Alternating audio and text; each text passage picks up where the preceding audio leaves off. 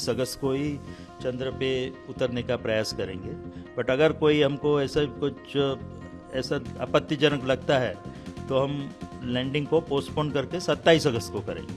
तो 30 किलोमीटर की एल्टीट्यूड या हाइट से लैंडर नीचे की ओर चंद्र की सतह पर जाने का प्रयास करेगा 23 अगस्त को, और उसके 2 घंटे पहले हम पूरे जो कमांड है वो यहाँ से जो हमारा बाइलालू अर्थ स्टेशन है वहाँ से अपलोड कर देंगे। चंद्रयान 3 मिशन चंद्रयान 2 की जो लैंडिंग की असफलता के बाद ये कंसीव किया गया था कि चंद्रयान 2 में आपको पता ही होगा कि एक ऑर्बिटर था और एक लैंडर था, और लैंडर के अंदर एक प्रज्ञान रोवर था।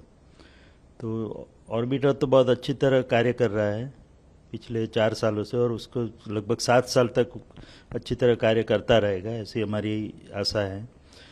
लेकिन जो 2019 में हमने जब सॉफ्ट लैंडिंग का प्रयास किया था तो वो लैंडर ठीक तरह से उतर नहीं पाया था, सॉफ्ट लैंडिंग नहीं कर पाया था। तो वो असफलता को देखते हुए फिर इसरो और भारत ने निर्णय किया कि हम एक चंद्रयान 3 मिशन भी करेंगे जो केवल लैंडिंग तक सीमित होगा। तो उसको ध्यान में रखते हुए चंद्रयान 3 की कल्पना की गई थी, और 2019 से पूरा इसरो इसमें कार्यरत है, और लगभग ये पिछले 4 सालों की मेहनत के बाद हमने ये चंद्रयान 3 यान तैयार किया है, चंद्रयान 3, और उसमें एक प्रोपल्शन मॉड्यूल है और एक लैंडर मॉड्यूल है।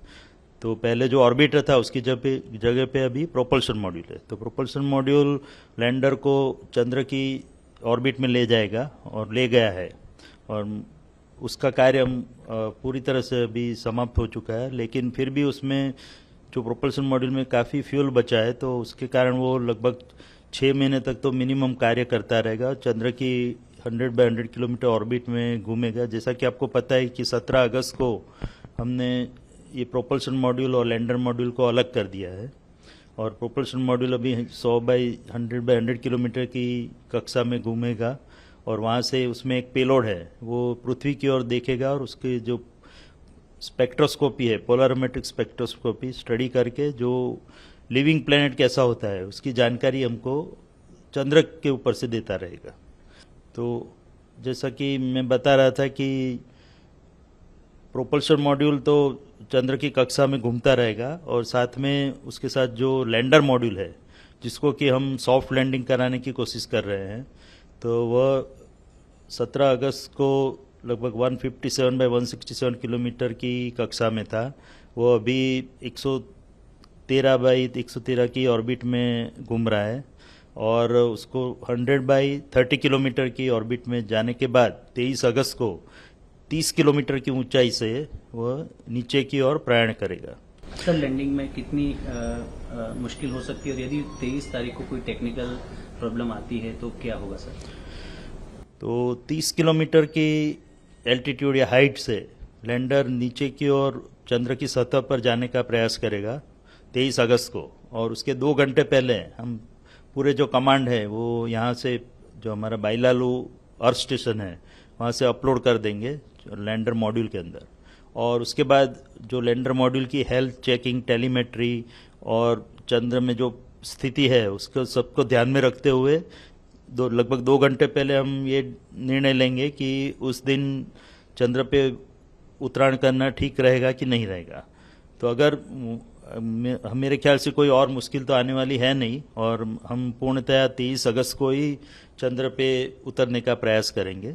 बट अगर कोई हमको ऐसा आपत्तिजनक लगता है तो हम लैंडिंग को पोस्टपोन करके 27 अगस्त को करेंगे।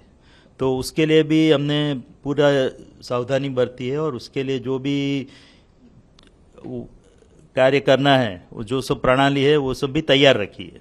तो हम जो मोस्ट प्रोबेबली हम 23 अगस्त को ही उत्तरायण करेंगे, अन्यथा 27 अगस्त को। और 23 अगस्त को 30 किलोमीटर की हाइट से वो लैंडर नीचे उतरने का प्रयास करेगा। तो और उसकी जो वेलोसिटी होगी 30 किलोमीटर की हाइट पे वो लगभग 1.68 किलोमीटर पर सेकंड, जो काफ़ी गति मानी जाती है, स्पीड मानी जाती है, उससे वो नीचे की ओर प्रयाण करेगा। और जैसा कि आपको पता है चंद्र का जो गुरुत्वाकर्षण है वो उसको नीचे की ओर खींचेगा। तो उसके बाद वो इसलिए हमको जो थ्रस्टर इंजन है उसको रेट्रोफायर करना पड़ेगा, जिससे कि उसकी स्पीड कम होती जाए और धीरे धीरे जब चंद्र की सतह पर पहुंचेगा तब लगभग 0 स्पीड हो जाएगी उसकी। तो उसके लिए हमको इंजन थ्रस्टर फायर करेंगे। तो ऐसे 4 थ्रस्टर इंजन हमने लगाए हुए हैं लैंडर मॉड्यूल में। तो पहले 30 किलोमीटर से वो 7.5 किलोमीटर पे आएगा, वहाँ से 6.8 किलोमीटर पे आएगा। उसके बाद वो 2 इंजन हम बंद कर देंगे और फिर 2 इंजन से ही नीचे की ओर प्रयाण करेगा। जो 2 इंजन उसको रिवर्स थ्रस्ट देंगे, जिसके कारण जैसे कि मैंने बताया जब 30 किलोमीटर पे था उसकी गति 1.68 किलोमीटर पर सेकंड थी, वो 6.8 किलोमीटर तक आते आते 350 मीटर पर सेकंड तक हो जाएगी, यानी कि 4 गुना कम हो जाएगी। उसी तरह वो 6.8 किलोमीटर से फिर 800 मीटर तक आएगा और तब लगभग उसकी स्पीड जो है वो 0 मीटर पर सेकंड जैसी हो जाएगी। और उसके बाद सीधे 150 मीटर तक नीचे प्रयाण करेगा, जिसको वर्टिकल डिसेंट बोलते हैं। और उसके बाद अन्य जो हमने सेंसर और कैमरा लगाया है उसके इनपुट लेके और उसमें जो रेफरेंस डेटा स्टोर किया गया है, रेफरेंस इमेजेस, उससे उसको कंपेयर करके वो डिसाइड करेगा, वो निश्चित करेगा कि वो जो जगह पे लैंडर खड़ा है वहाँ पे घूम रहा है, वह उसके सीधा नीचे उतरने से वो सही जगह पे लैंडिंग कर पाएगा। अगर उसको लगता है कि ये जगह अनुकूल नहीं है तो थोड़ा XY डायरेक्शन में प्रयाण करेगा, थोड़ा दाईं ओर या बाईं ओर मुड़ेगा और लगभग 60 मीटर तक जाएगा और उसके बाद सीधा नीचे प्रयाण करेगा। तो ये दोनों सिनेरियो हमने प्रोग्राम किए हुए हैं। और अगर उसको लगता है कि वो बिल्कुल ही अलग जगह पे पहुंच गया है जिसकी संभावना काफ़ी कम है, बट तो भी हमने उसके लिए जो बोलते हैं कि साल्वेज मोड, एक इमरजेंसी मोड भी रखा हुआ है, जो उसको ऑटोमेटिक लैंडिंग की ओर ले जाएगा, जिसमें वो खुद ही निर्णय करेगा कि कौन सी जगह श्रेष्ठ है उतरने के लिए। क्योंकि आपको पता होगा कि हम साउथ पोल यानी कि जो चंद्र के दक्षिण ध्रुव की ओर जा रहा है, कि वहाँ की जमीन बहुत ही उबड़ खाबड़ है, उसमें काफ़ी क्रेटर्स और बोल्डर्स है। तो जमीन उतनी सपाट जमीन नहीं है जो कि विषुवत वृत्त पे पाई जाती है। तो बाकी जो भी लैंडिंग हुए हैं दूसरे देशों द्वारा, अमेरिका या चीन या रशिया द्वारा, वो सब लैंडिंग विषुवत वृत्त पे हुए चंद्र के, जहाँ की जमीन काफ़ी सीधी और सपाट जमीन है, तो उसमें उतरना रिलेटिवली बहुत ही इजी रहता है। बट उसको छोड़ के हमने साउथ पोल की ओर प्रयाण किया है 70 डिग्री लैटिट्यूड पे, और जो जहाँ की जमीन काफ़ी उबड़ खाबड़ है, हेजार्डस है जिसको कहा जाए, तो उस जमीन में से हमको एक सपाट एरिया फाइंड आउट करना है, जो एरिया जिसमें उतनी उबड़ खाबड़ जमीन ना हो। तो वो फाइंड करने के लिए हमने 4x2.4 किलोमीटर का एक एरिया आइडेंटिफाई किया है, लैंडिंग साइट जिसको बोलते हैं, और उसमें उसको अलग अलग 24 मीटर के भागों में डिवाइड कर दिया गया है। तो और उसमें से एक जगह पे हम उत्तरायण करेंगे, यहाँ पे नीचे प्रक्षेपण करेंगे। और जैसा कि मैंने बताया वो जगह अगर ठीक नहीं है तो थोड़ी उसमें से ही लगभग 3900 ऐसी सब इमेजेस हमने स्टोर करके रखी है। उसमें से जैसा कि मैंने बताया वो 800 मीटर से सीधा नीचे वहीं पे उतर जाएगा, और खासकर वही आइडियल साइट है हमारे लिए। बट कुछ अगर थोड़ा बहुत जरूरत पड़ी तो थोड़ी साइड में खिसक के दूसरी एक साइड पे जाएगा, जो भी रिलेटिवली सेफ साइड रहेगी। और जैसा कि मैंने बताया अगर 23 अगस्त को हम उत्तरायण का प्रयास नहीं करते और 27 अगस्त को करते हैं, तो वो लगभग जो मेन साइट है उससे 400 से 450 किलोमीटर दूर रहेगी, यानी कि अहमदाबाद के बदले हम बम्बई में उत्तरायण करेंगे, उस प्रकार का सीनरी होगा। बट वो साइट भी उतनी सही नहीं है जो पहली साइट है, बट फिर भी उसमें भी हम सफलतापूर्वक नीचे लैंडिंग करने में सफल हो जाएंगे, ऐसी हमारी पूरा कॉन्फिडेंस है। सर, चंद्रयान के सॉफ्ट लैंडिंग के दौरान आखिरी 17 मिनट काफी महत्वपूर्ण रहे थे, जिसे टेस्ट 17 भी कहा जाता है। इन आखिरी 17 मिनट का क्या महत्व है? ये पूरा जो मैंने प्रक्रिया बताई, 30 किलोमीटर से नीचे उतरने पहले 7.5, 6.8, फिर 800 मीटर, 800 मीटर से 150 मीटर, और फिर 150 मीटर से 30 मीटर और 10 मीटर, और फिर नीचे की ओर प्रयाण करके चंद्र की सतह पर उतरना। तो ये पूरा उसमें उसकी स्पीड रिड्यूस करते करते जो समय निकलेगा वो लगभग 17 मिनट और 21 सेकंड तक होगा, जो मिनिमम टाइम है। और जो मैक्सिमम टाइम में जैसे कि मैंने बताया थोड़ा खिसक के उतरना पड़ेगा, तो 17 मिनट और 32 सेकंड लगेंगे। तो ये 17 मिनट्स ऑफ टेरर जिसको बोलते हैं, उस प्रकार की जो हमारे लिए क्रिटिकल हो या भयावह कह सकते हैं वो है, क्योंकि उसमें कोई भी गलती की संभावना भी रहती है। जैसा कि आपको पता है कि यहाँ बैठे बैठे हम पूरा वो कर रहे हैं, कंट्रोल कर रहे हैं लैंडर को नीचे उतारने का। तो उसमें कहीं अगर कुछ त्रुटि रह गई हो, जो कि ऐसी संभावना काफ़ी कम है, बट फिर भी स्पेस आखिर रिस्की बिजनेस है, तो उसमें कुछ हम कह नहीं सकते। कोई भी सिस्टम में अगर माल फंक्शनिंग होता है, कुछ और प्रॉब्लम डेवलप होता है, बट इस बार हमने ये ध्यान रखा है कि हमारा जो डिज़ाइन है वो पूरा फेलियर को ध्यान में रखी किया गया है। कि जनरली हम डिज़ाइन करते हैं कि सक्सेस कैसे मिले, कि सफलता कैसे मिले, बट इस बार हमने ये ध्यान रखा है कि अगर निष्फलता के कोई संभावना रहती है तो उसको कैसे ओवरकम किया जाए, उसको कैसे पार करके हम फिर भी सफल हो पाए। इसी कड़ी क्षणों में भी हम प्रशिक्षण से पार उतरे, तो उसकी संभावना को देखते हुए डिज़ाइन किया गया है। और आप सबकी शुभकामनाओं, शुभेच्छाओं से हमको संपूर्ण आशा है कि हम 23 अगस्त को देश में एक खुशी की लहर दौड़ जमाएगी। सर, सफलतापूर्वक लैंडिंग होती है तो देश के लिए कितनी बड़ी उपलब्धि होगी और इससे क्या फायदा होगा फ्यूचर में?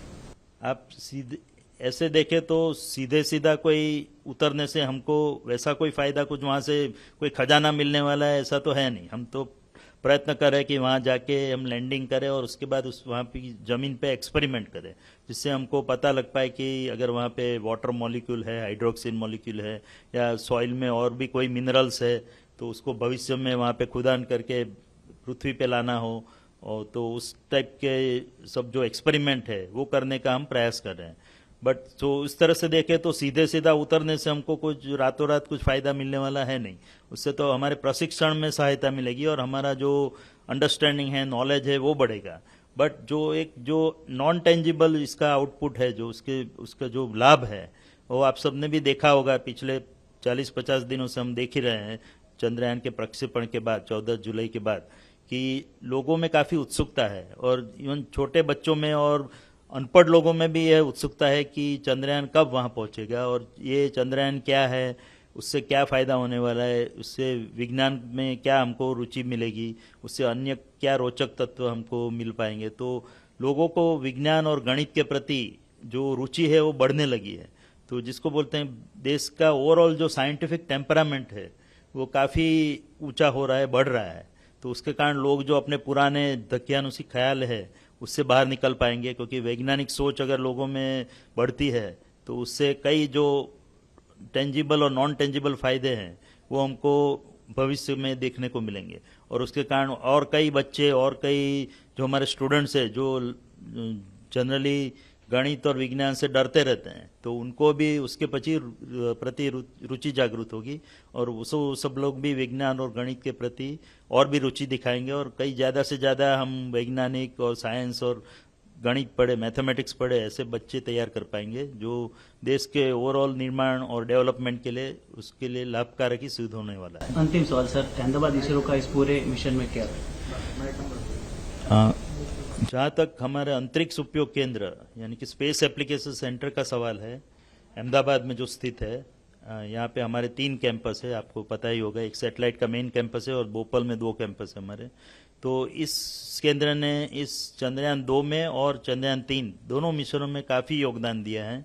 और चंद्रयान 3 की लगभग 11 प्रणालियाँ जो लैंडर के साथ सीधे सीधे संबंध रखती है, ऐसी 11 सिस्टम, 11 प्रणालियों में हमारे केंद्र का योगदान है। उसमें लगभग 8 कैमरा सिस्टम्स हैं और एक रडार अल्टीमीटर सेंसर है, और उसके साथ साथ जो उसकी जो मेन प्रोसेसिंग सिस्टम है, जिसको उसका हृदय या तो उसका मस्तिष्क कहा जाएगा, ब्रेन कहा जाएगा, तो वो प्रोसेसिंग सिस्टम भी हमने यहाँ पे बनाई है। उसके एल्गोरिदम्स भी यहाँ पे डेवलप हुए हैं। तो जो भी हमको सेंसर से इनपुट मिलेंगे वो सब इनपुट लेके हम उसमें से ये सेंसर का इनपुट वो प्रोसेसिंग सिस्टम में जाएगा, और उससे जो लैंडर का मेन कंप्यूटिंग सिस्टम है, जिसको कि एनजीसी कंप्यूटर कहते हैं, उसको जो कंट्रोल करने के लिए जो इनपुट चाहिए वो सब इनपुट ये सिस्टम से उसको प्रोवाइड किए जाएंगे। तो इस तरह से देखा जाए तो जो सॉफ्ट लैंडिंग है उसमें रियल टाइम में एक तो सेंसिंग एलिमेंट्स और उसके साथ साथ उसके ऊपर से जो निर्णय करने हैं उसके बारे में पूरा योगदान ये हमारे केंद्र ने यहाँ पे दिया है। और जो दूसरी एक महत्वपूर्ण बात है कि जो लैंडिंग साइट पे हम लैंडिंग करने वाले हैं, तो वो लैंडिंग साइट का विश्लेषण भी हमारे वैज्ञानिकों ने यहाँ पे हमारे सेंटर में किया है। पहले से चंद्र की जो तस्वीरें हैं उसका अध्ययन करके हमने ये चुनाव किया कि कौन सी लैंडिंग साइट हमारे लिए उपयुक्त रहेगी,